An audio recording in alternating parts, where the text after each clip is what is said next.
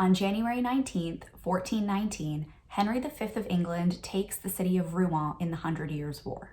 So we know that the Hundred Years' War is a series of battles and violent skirmishes between the French and the English from 1337 to 1453. But what are the nuances of the conflict, and what does it tell us about the European medieval landscape? We are going to get to those questions in this video. Let's go.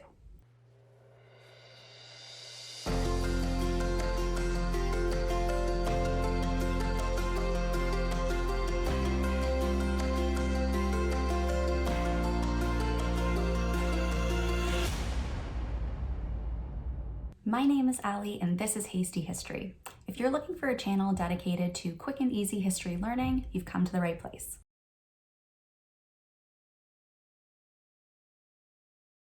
The first outright conflict of the Hundred Years' War was in 1337, but complicated political tensions between the French and the English had been brewing since 1066. Of course, this is when the French king's nephew, William, conquered England. After taking England from the Saxon King Harold, the landscape that William brought to and cultivated in England was quintessentially French-Norman, both politically and culturally.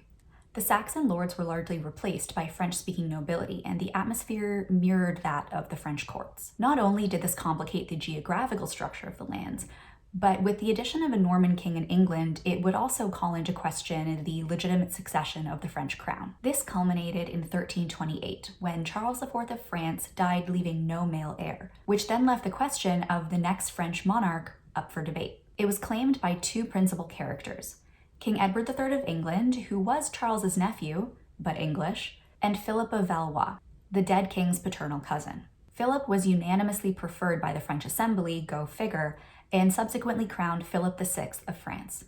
For several hundred years before this, the French had systematically, albeit messily, taken back their lands from the English, province by province. Treaties were made, broken, and battles lost and won by both sides. Somehow, though, the English managed to keep the large and important province of Gascony. However, in 1337, Philip confiscates Gascony from the English in retaliation for their incessant attacks on his ally, Scotland. This sends Edward into a rage, and he issues a formal challenge against Philip, claiming the entire Kingdom of France as rightfully his.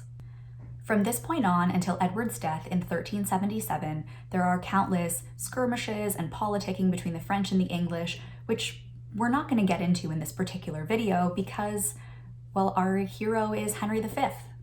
Remember? Henry V becomes King of England in 1413, and following his ancestors' example and exerting his inherited birthright, he finds his own qualms with the newly crowned French monarch, Charles VI.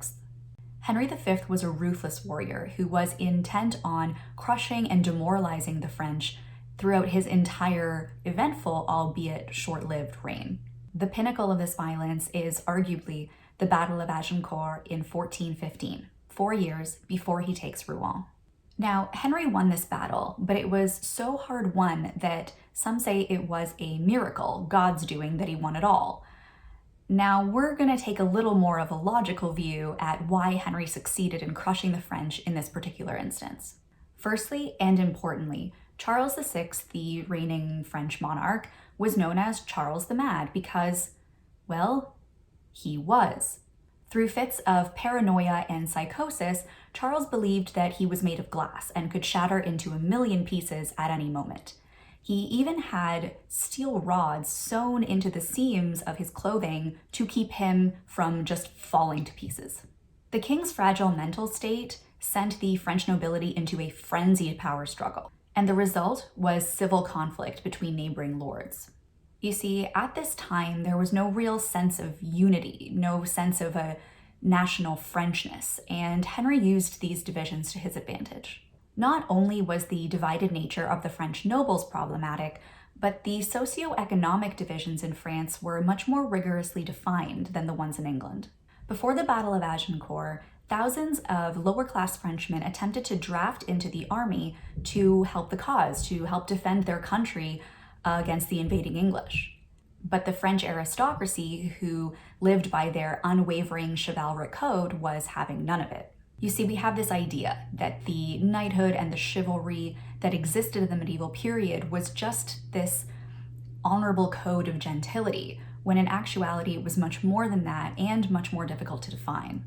It was an intense aspiration to perfection, to be the most brave, the most pious, the most honorable. So when the common man, the peasantry, attempted to insert themselves into this great battle with such huge stakes for the future of their country, the French noblemen scoffed at their offer of help. Only the chivalrous knights of the French nobility were worthy of the glory of a potential victory. Of course, it's just conjecture that if the peasantry had been allowed to fight, the outcome would have been different. But do you ever know? What do you think? Comment below and let us know.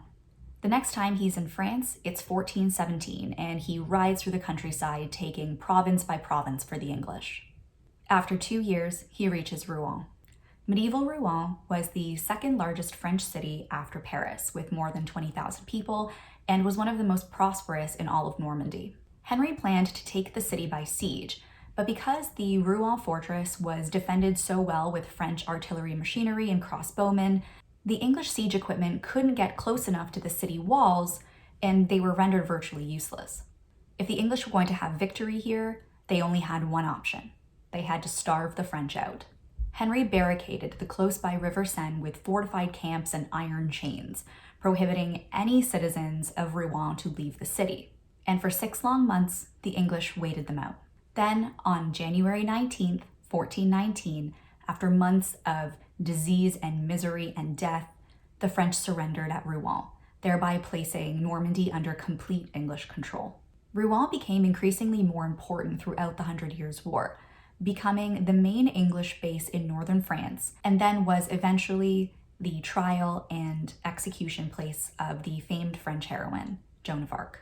The 100 Years' War goes on for another 40 years, with countless strange characters and bloody battles.